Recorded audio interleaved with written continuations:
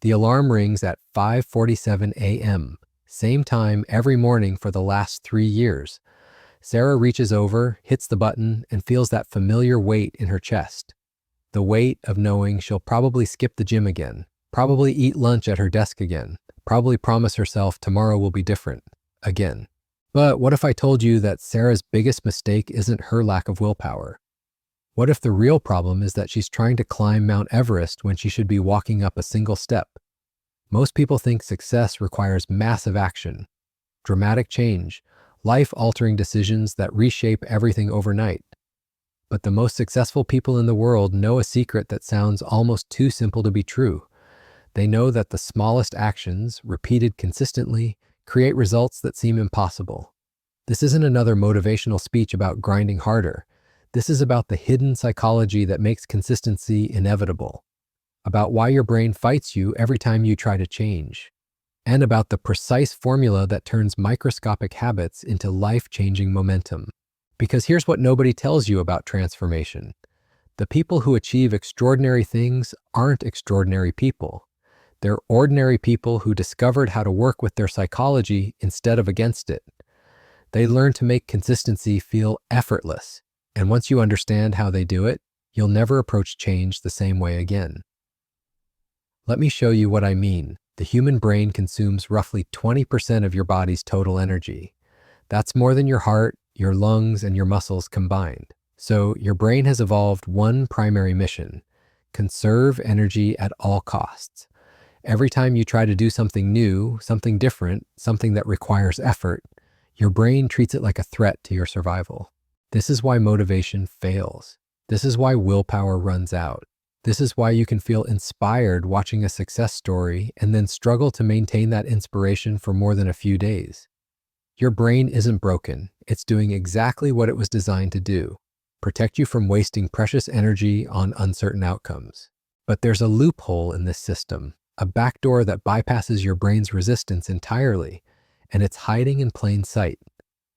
Stanford behavior scientist B.J. Fogg spent 20 years studying what makes habits stick. He analyzed thousands of attempts at behavior change, and what he discovered will completely change how you think about consistency.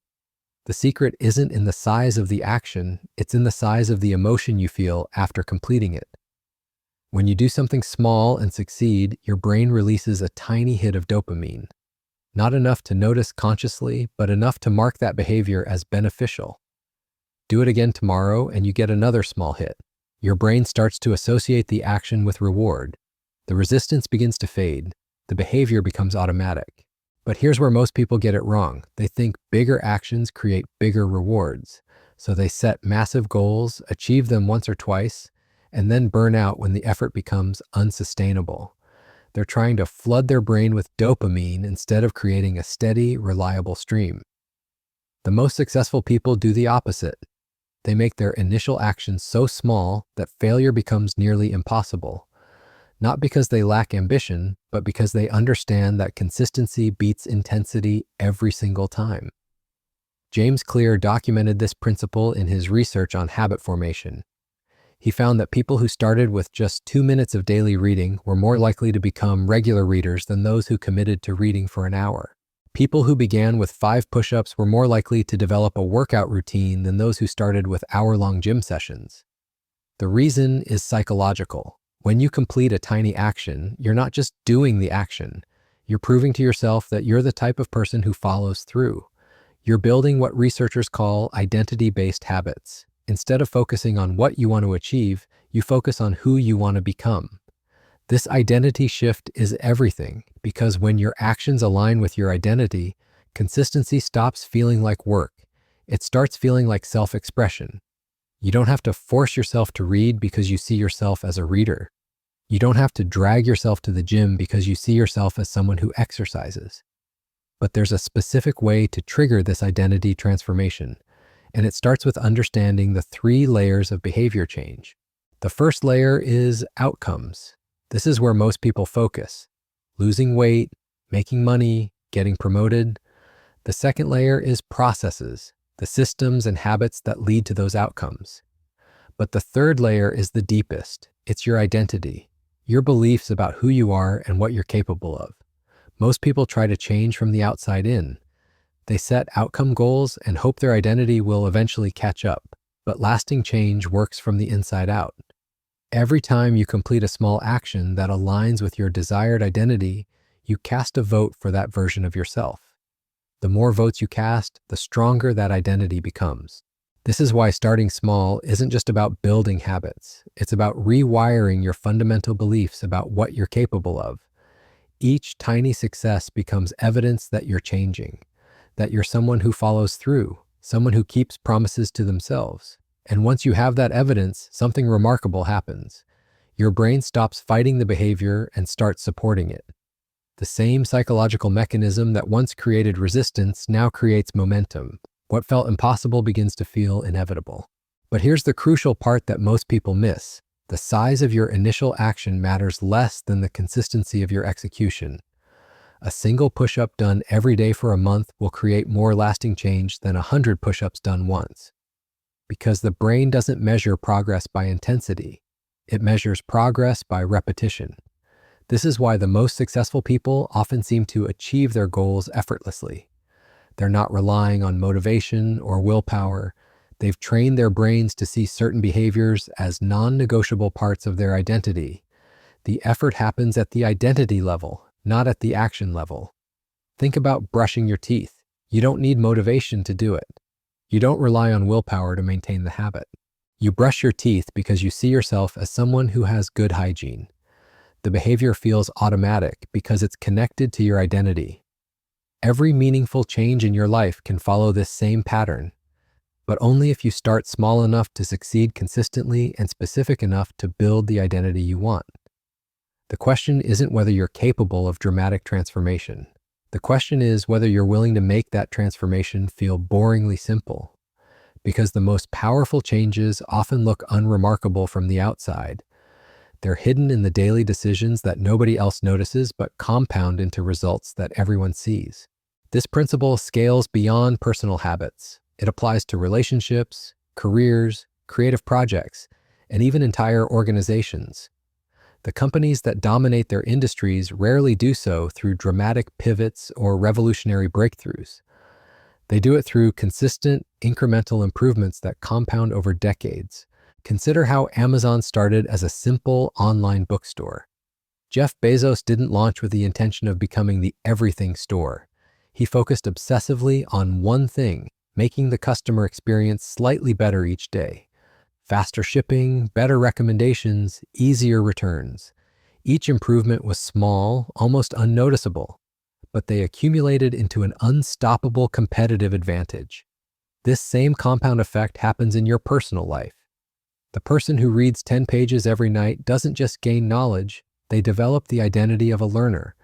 The person who writes 200 words daily doesn't just improve their craft. They become a writer. The person who saves $5 every day doesn't just build wealth. They transform their relationship with money. But here's where the psychology gets fascinating. Your brain doesn't just track the actions you take, it tracks the promises you keep to yourself. Every time you follow through on a small commitment, you strengthen what researchers call your self-efficacy, your belief in your ability to execute plans and achieve goals. This is why people who succeed in one area of life often succeed in others. It's not because they're naturally gifted or have unlimited willpower. It's because they've trained their brain to trust their own commitments.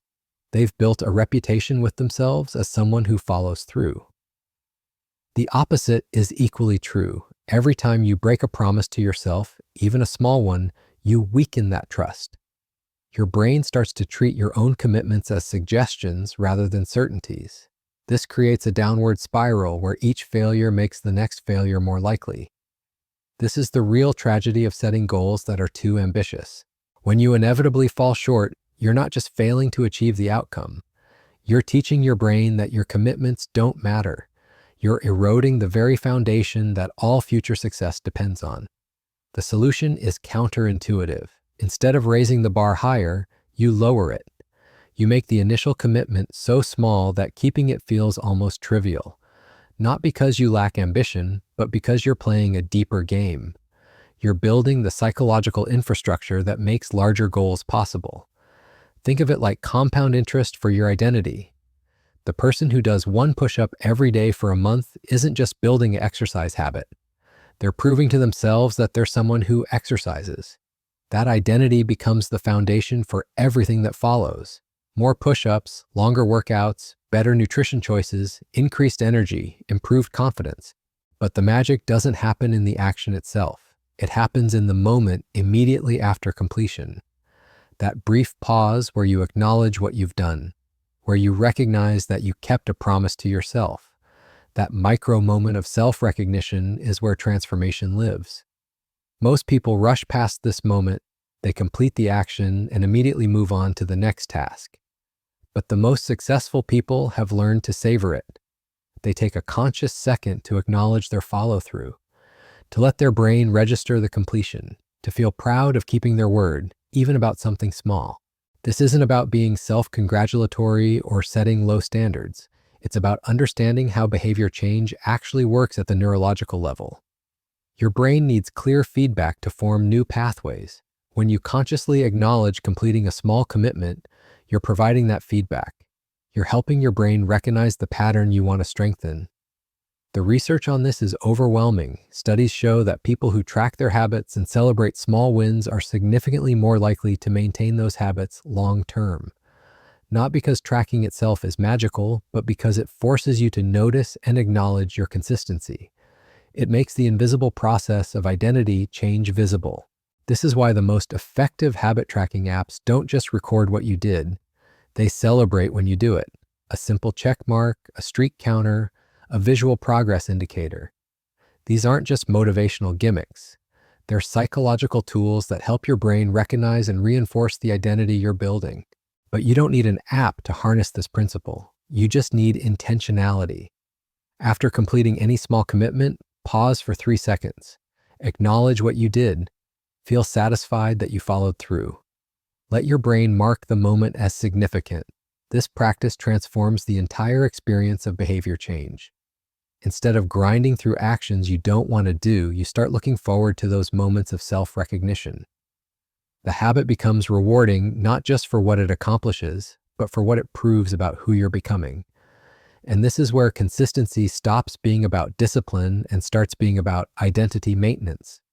When you truly see yourself as someone who exercises, missing a workout feels uncomfortable, not because you lack motivation, but because it conflicts with your sense of self.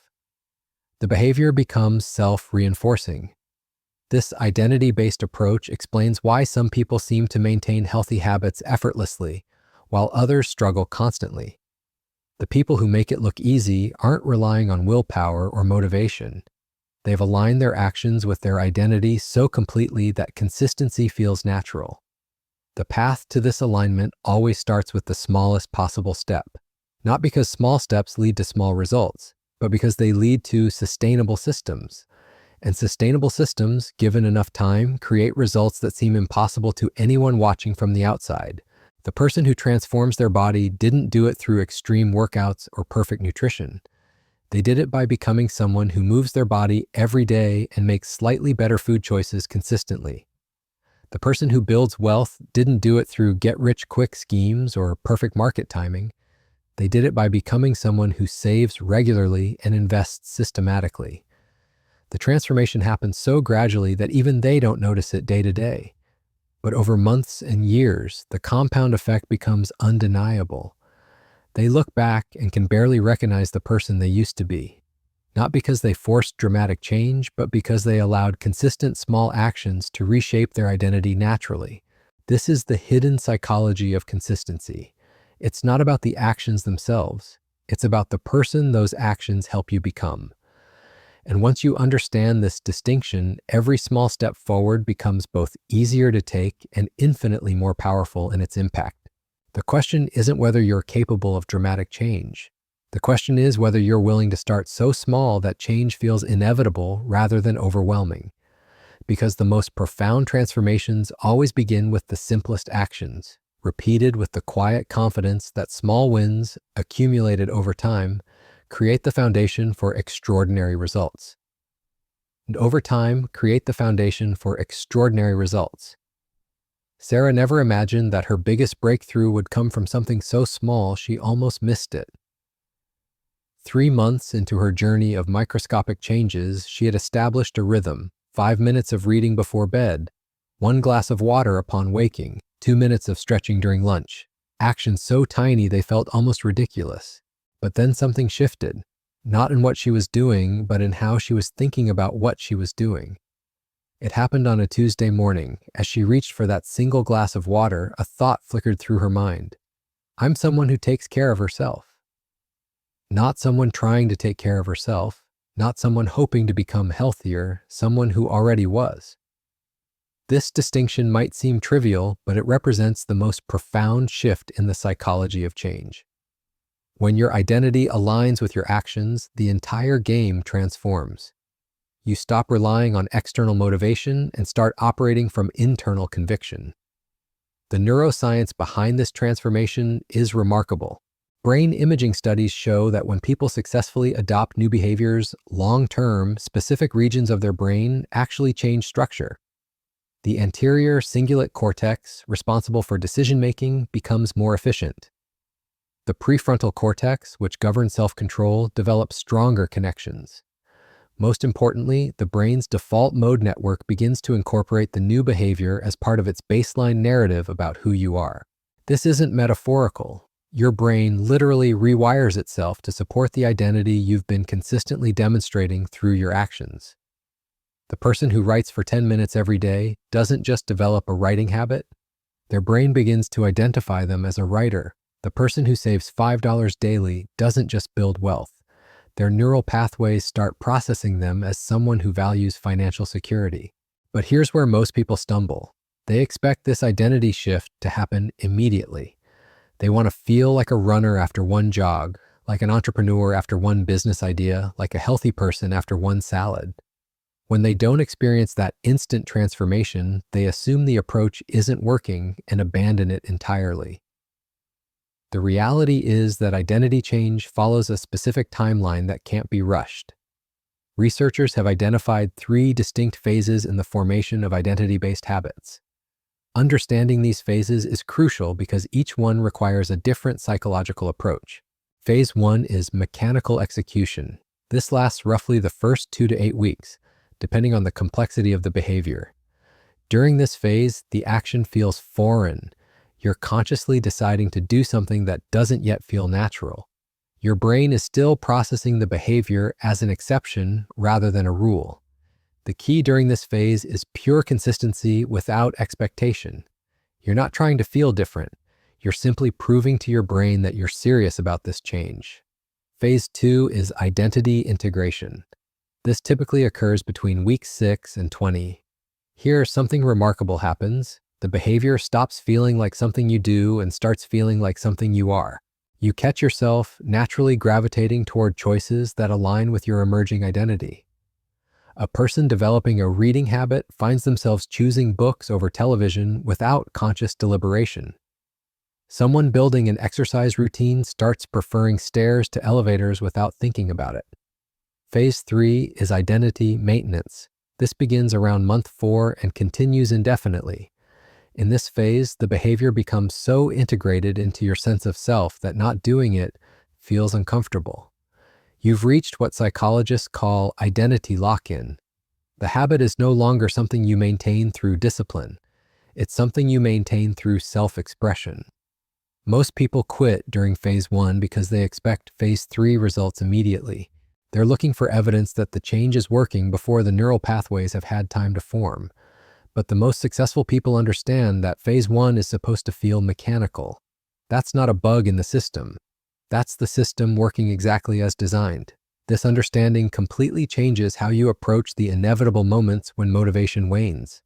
Instead of interpreting low motivation as evidence that you should quit, you recognize it as proof that you're in phase 1, where motivation is irrelevant. You're not trying to feel inspired. You're trying to build neural pathways through repetition. Sarah discovered this principle firsthand. Around week 4 of her micro-habits, she woke up one morning feeling completely unmotivated. The voice in her head was loud and persistent. This isn't working. You're still the same person. Why bother with these tiny actions? But instead of listening to that voice, Sarah remembered something she'd learned about the psychology of change. The moments when you feel most like quitting are often the moments when the most important neural rewiring is happening. Your brain is testing whether this new behavior is truly a priority or just another temporary experiment. She did her 2 minutes of stretching anyway, not because she wanted to, but because she had committed to proving something to her brain about who she was becoming. That single moment of following through despite zero motivation became a turning point, not because the action itself was significant, but because she demonstrated that her commitment transcended her feelings. This is the hidden power of starting small. When the barrier to action is low, you can maintain consistency even when motivation is absent. A person committed to reading 1 page can do it while exhausted. Someone committed to 5 push-ups can do them while stressed. The size of the action becomes irrelevant compared to the power of the commitment. But there's another layer to this psychology that most people never discover. The most transformative habits aren't just small, they're strategically chosen to create what researchers call cascading effects. These are changes that naturally lead to other positive changes without additional effort or willpower. Take Sarah's simple habit of drinking 1 glass of water upon waking. This tiny action began to influence other areas of her life in unexpected ways. The act of hydrating first thing in the morning improved her energy levels, which made her more likely to choose nutritious foods throughout the day.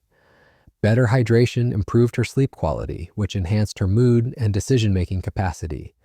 One microscopic change created a ripple effect that touched every aspect of her daily experience. The key to identifying these cascading habits is understanding what psychologists call keystone behaviors. These are actions that, while small in themselves, have the power to trigger positive changes in other areas of your life. Exercise is a classic keystone behavior. People who start exercising regularly often spontaneously improve their diet, sleep better, become more productive at work, and experience enhanced relationships. Tomorrow morning, when your alarm rings, you'll face the same choice Sarah faced for 3 years. You can hit snooze and remain trapped in the cycle of broken promises. Or you can choose one action so small it feels almost insignificant. 1 push-up, 1 page, 1 glass of water. Because the most extraordinary transformations don't begin with extraordinary actions. They begin with ordinary people who understand that consistency isn't about perfection. It's about identity. Your future self is waiting. Start building them today.